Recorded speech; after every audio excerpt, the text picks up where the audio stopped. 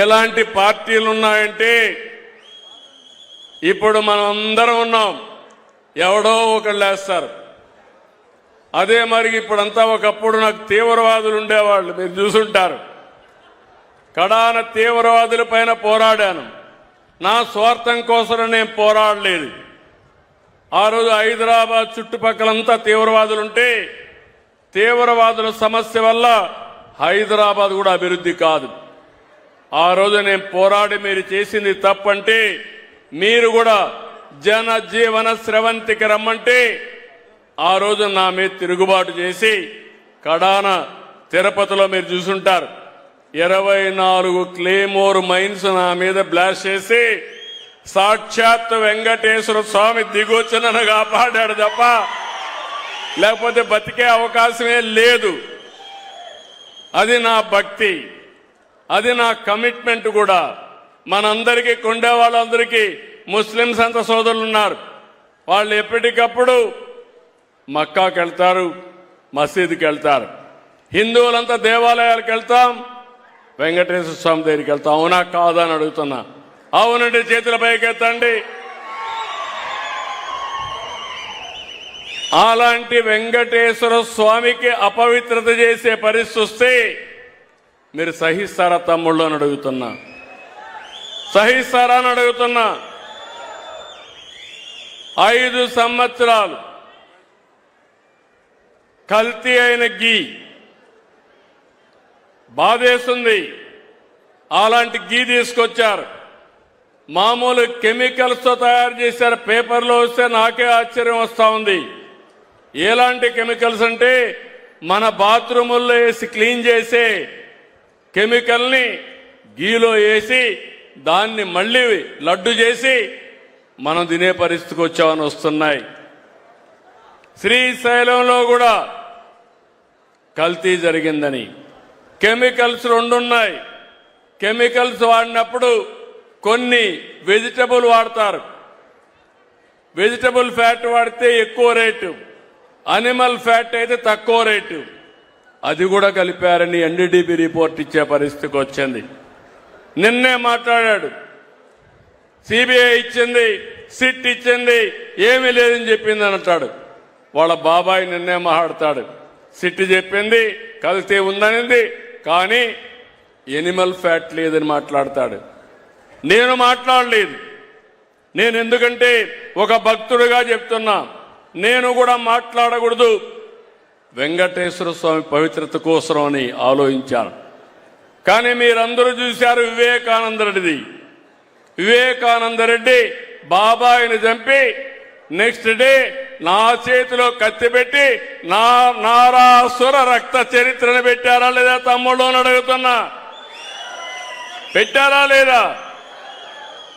ఇప్పుడు కూడా నేను గమ్మునుంటే రేపో ఎల్లుండో అప్పుడే స్టార్ట్ చేశారు. నన్ను అపాలజీ చెప్పమంటారు. నేనేం చెప్పాలి? నేను తప్పు చేశానని నేను అపాలజీ చెప్పాలి. దేనికోసం? నేను ఆ రోజు ఒక రిపోర్టు చూశాను. ఆ రిపోర్ట్లో అనిమల్ ఫ్యాట్ ఉందని చెప్పారు. అది కూడా ఎన్డీడీబీ కాఫ్ రిపోర్ట్ చెప్పారు. నేను ఆ విషయమే చెప్పాను.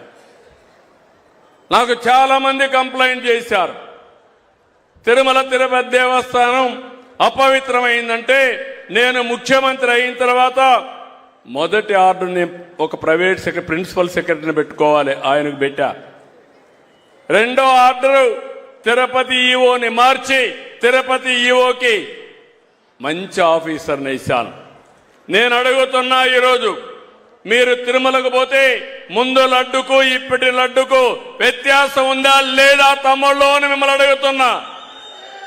ఎవరన్నా పోయి వచ్చారా ఈ మధ్య? పోయినోడు చేలు పైకెత్తండి. వ్యత్యాసం ఉందా లేదా? అలాంటి పవిత్రత కోసం నేను పనిచేస్తా ఉంటే ఆ రోజు నక్సలైట్ చేసినట్టు హిట్ అండ్ గో. నాకు పెద్ద మీ సమస్యలు వీళ్ళు చేసిన తప్పుల్ని పరిష్కారం చేయడం ఒక సమస్య, వీళ్ళని ఎదుర్కోవడం ఇంకొక సమస్య.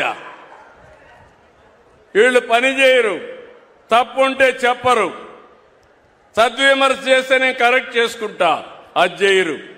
కానీ రోడ్డు మీదకి వచ్చి నిన్న చూస్తే గుంటూరు నుంచి విజయవాడకు పోవాలంటే 6 గంటలు. రోడ్లో ఇంకెవరు పోవడానికి వీలు లేదు. అంత మునుపు మీరు చూస్తే రోడ్డు మీద పోతూ పోతూ వాళ్ళ కారు కింద ఒకడు చనిపోతే, సింగయ్య చనిపోతే తిరిగి ప్రభుత్వం హత్య అని చెప్తారు. బంగారుపాలెంలో రేట్లు లేవని పోయి డెమాన్స్ట్రేట్ చేస్తే పర్వాలేదు కానీ బలవంతంగా మామిడికాయలు తోలుకొచ్చి వేరే రైతుది కబ్జా చేసి తీసుకొచ్చి రోడ్డు మీద పడేస్తారు. అంటే రౌడీయిజం, గూండాయిజం.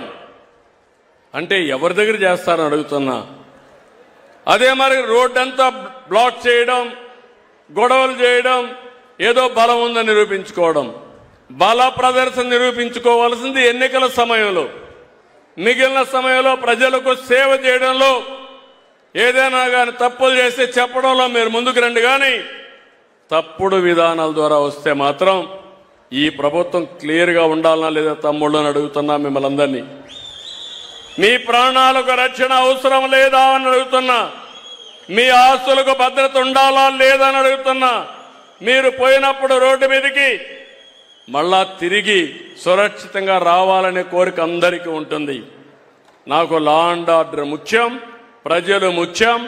ఎవరైనా రాజకీయాల్లో ఇష్టానుసారంగా చేస్తే కఠినంగా ఉంటా. అందుకే చెప్పా 95 CBN తప్ప 2014 CBN కాదని మరొకసారి అందరికీ తెలియజేస్తున్నా.